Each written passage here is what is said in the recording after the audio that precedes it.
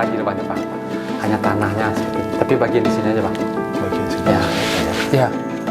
Tapi kan asal mulanya lorong ini hanya sebagai ventilasi udara untuk menghilangkan bau bangkai atau bau mayat di sini. Berarti udah terlalu lama ya. Ya. Ini bukan musuh, melainkan penduduk kampung yang ada di bawah sana. Dapur mereka jadikan sebagai tempat penyiksaan dan pembantaian pekerja paksa yang melawan sama tentara Jepang.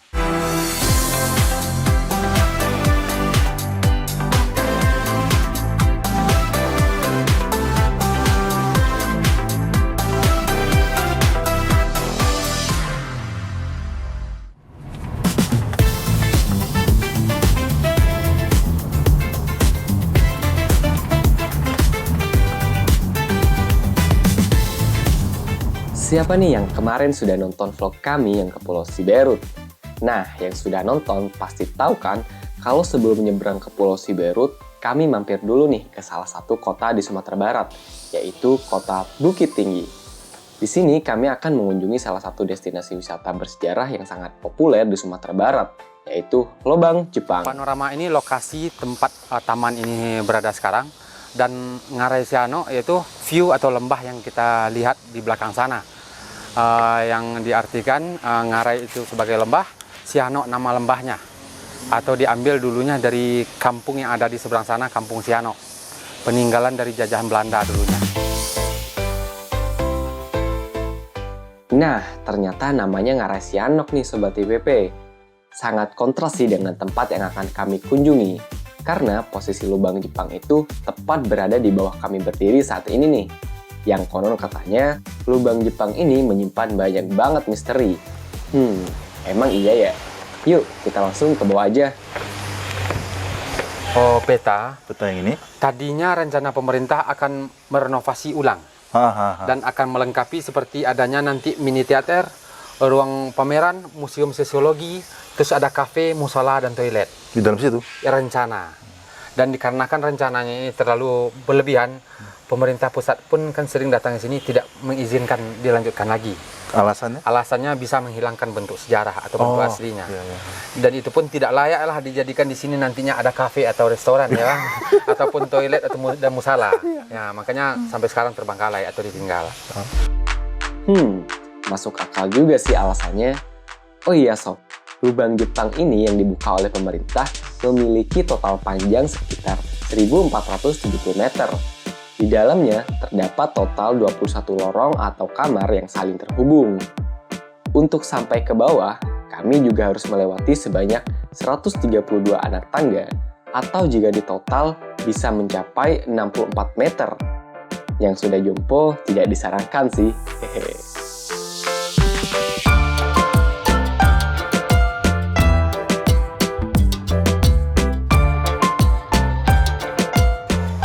Contohnya 6 lorong pertama ini bekas gudang senjata atau ruang amunisi. Ada 2 bekas ruang makan Romusa. Ini sebenarnya 2 ruang makan ya. Untuk Romusa yang menggali lubang Jepang ini. Oh, berarti pekerjanya? Pekerjanya.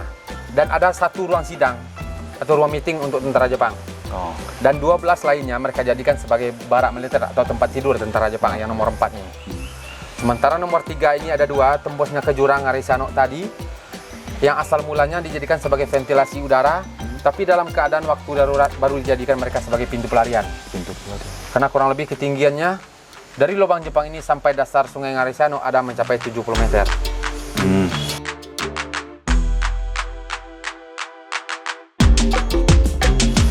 Dan dilengkapi, di dalam sini juga ada penjara untuk tahanan yang tidak sanggup kerja lagi. Ya, bukan yang memberontak lah. Sementara untuk yang memberontak dulunya, bukan dimasukkan ke penjara, malah dimasukkan ke dalam dapur. Karena dapur dulunya bukan untuk masak, hanya sebagai tipuan atau kamuflase. Jadi buat apa itu? Dapur mereka jadikan sebagai tempat penyiksaan dan pembantaian pekerja paksa yang melawan sama tentara Jepang. Setelah mereka disiksa di sini, dikarenakan banyak pekerja paksa yang menggali lubang Jepang dan supaya mayat tidak bertumpuk dalam terowongan ini, mereka sediakan nantinya lorong pembuangan mayat, tembusnya langsung ke sungai Ngarai Sianok. Di situ itu? Ya. Satu lagi ada lubang yang tembusnya ke tepi tebing, nantinya mereka jadikan sebagai lorong pengintaian. Maksudnya yang mereka intai dari lubang dapur ini. Oh ini nih, lubang-lubang ini? Oh bukan Bang. Ini gambar aja, gambar. Di sini nanti ada yang mereka intai dari sini. Nantinya itu orang kampung yang ada di bawah. Bila ada orang kampung yang setelah menjual hasil panen atau hasil kebun ke pasar Kota Bukit Tinggi, mereka bisa diintai dari dapur. Setelah itu baru mereka rampas dari pintu penyergapan nomor 9 ini. Oh. Karena tembusan ini sudah jalan raya yang arah ke Ngareksiano. Berarti kayak nyopet gitu dong. Ya. Dan untuk makan yang mereka konsumsi itu bukan dibeli, malah dirampas dari penduduk sekitar sini aja. Oh iya. Dan pekerja paksa pun makan bila ada dapat hasil tangkapan. Waduh, ternyata dulu mereka merampas harta penduduk sekitar loh Sobat IPP. Sejak awal dibangun sekitar tahun 1942, lubang Jepang ini tidak pernah ditemukan oleh masyarakat sekitar Sob. Karena proses pembangunan ini dilakukan secara rahasia. Salah satu cara mereka menjaga kerahasiaan pembangunan ini adalah dengan cara mendatangkan buruh paksa atau romusha dari luar daerah Bukit Tinggi. Jadi, masyarakat sekitar sini tuh nggak pernah tahu kalau ada penggalian Sob. Hingga pada akhirnya ditemukan keberadaannya oleh masyarakat sekitar pada awal tahun 1950. Di dalam terowongan ini terasa lembab Sob. Ya, seperti terowongan atau gua-gua pada umumnya lah. Suasana di dalam juga terasa lumayan mencekam. Hingga nih, pada akhirnya kami menemukan suatu benda asing. Apa itu? Landak. Hehe, ternyata cuma bulu landak Sob. Dan setelah sekitar 20 menit kami menyusuri terowongan ini, tibalah kami di penghujung terowongan. Dan ini adalah kondisi kami setelah keluar dari dalam terowongan. Bingung sih enggak, cuma tegang aja. Langit-langitnya terlalu rendah, terus kan sempit gitu. Dan remang-remang gitu. Worth it gak buat pengunjung lain datang ke sini tuh? Worth it, kalau untuk mereka mempelajari ilmu sejarah ya. Nah, gimana nih Sob? Seru kan perjalanan kami kali ini?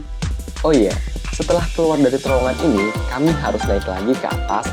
Dan disinilah kami bertemu dengan pemandangan yang biasa kita lihat di uang Rp2.000 kita Sob.